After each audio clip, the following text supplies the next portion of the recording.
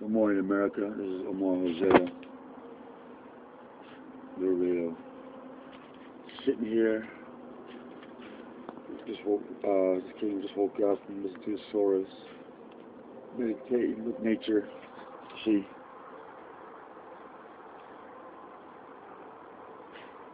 looking at the doves. That's me.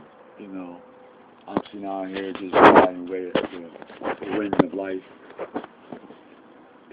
Perched on the Earth's crevice rather, or the Earth's face. I'm just perched, observing and pacing and coming up with solutions and pondering. Thank you, Lord. Pondering on solutions. Barack Obama said he like change. Romney saying more change or whatever, these wild slogans. And yet, these men and their companions don't mention it, or don't have no real desire to make these things come to pass. Because like once, when I wanted something so desperately, I'd go through any measures to get it done.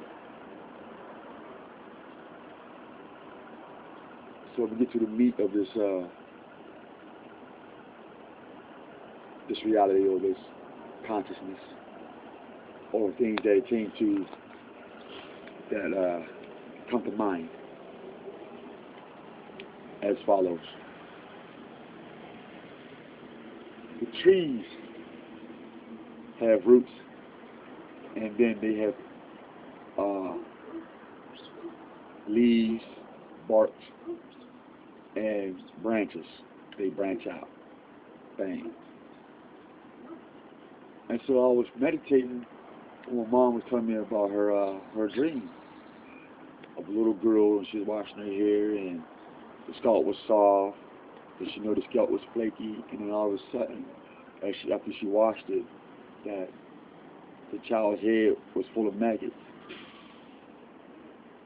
The first thing that came to me was the roots. And it first came to me how people are born. And it came to me how people are born and how trees are born. Thus, the saying goes, I see men as trees. So as I'm looking at all these trees, America, Israel, I look at all these trees and the different colors and the afros of these trees, I have to say, okay, Allah, what does this mean? It goes as follows. The tree of humanity, or the tree of life, looks like this. The Most High planted a seed in man called sperm. Like a pomegranate has many seeds. That's why that fruit is holy. So he took the seed of his spirit and put it in the soul. Then he took the soul and he planted that into a body, or in a carcass.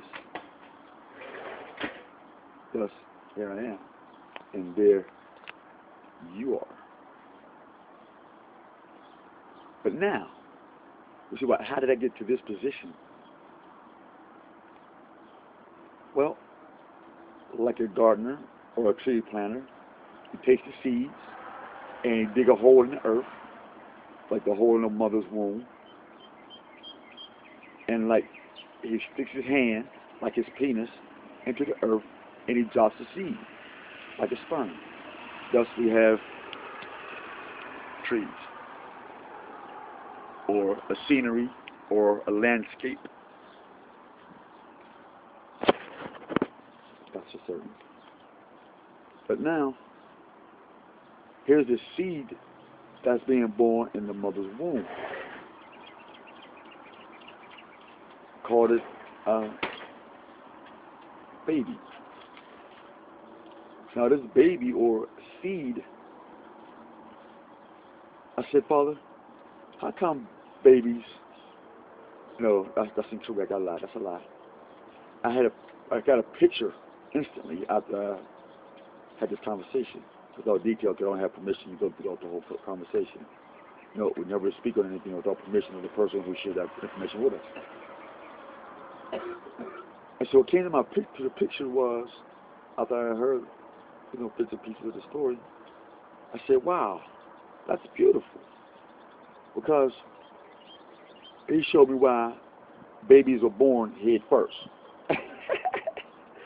The mind is the seed in life.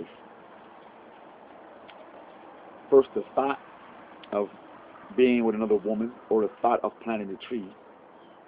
Then the action of actually sticking your hand in the ground and moving the dirt or the earth to plant the seed. Like you would take the energy to take your clothes off, or if you was naked still, I don't know if you're in the bushes or whatever, and you go in there and you move your woman's earth or her womb, and you stick your hand or your manhood or your penis in her, and you plant your seed. And so now you have a tree that gains roots, and so the roots go down into the earth. And as the other branches come up, then leaves become its afro and gives it scent like hair grease or balm or whatever we put in our hair. But as I'm picturing it right now, when a baby is born into life, the mind is rooted in life. So if you can picture the earth with roots from the trees and dirt, picture the mind and the unseen rooted in life. And so when your mind branches out in the roots of life, you have to ask yourself, what am I prepared to cultivate this tree or this baby with nutrients, with sunlight?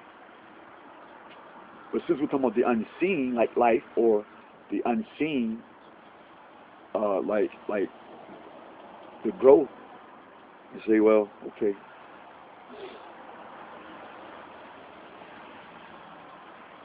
Lost my train of thought.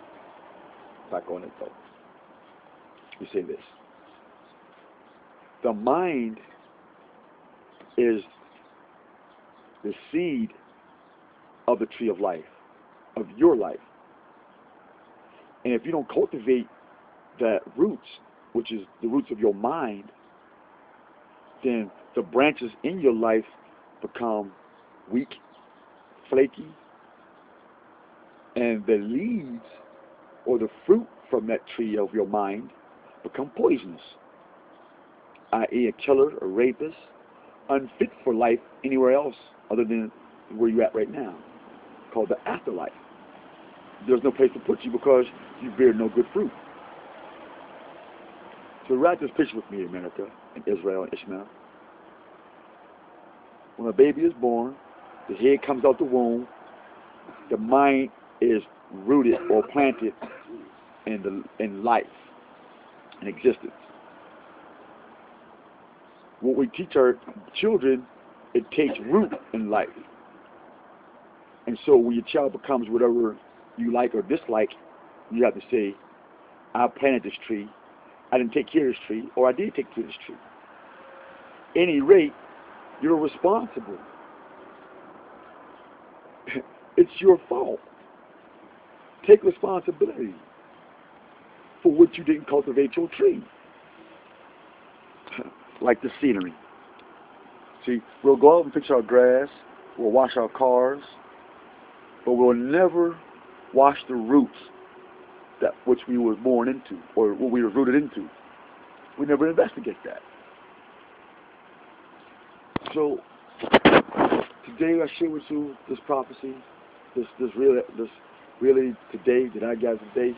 I didn't know this prior to this, but it came to me just now, like I'm sharing with you, freely, free. Be kind to each other, Israel. Break away from these slave mentalities and uproot your mind from the diseased life that you've been planted into, and place your tree of knowledge into a healthy land. Till next time, Omar Hosea, the real, coming back at you. One.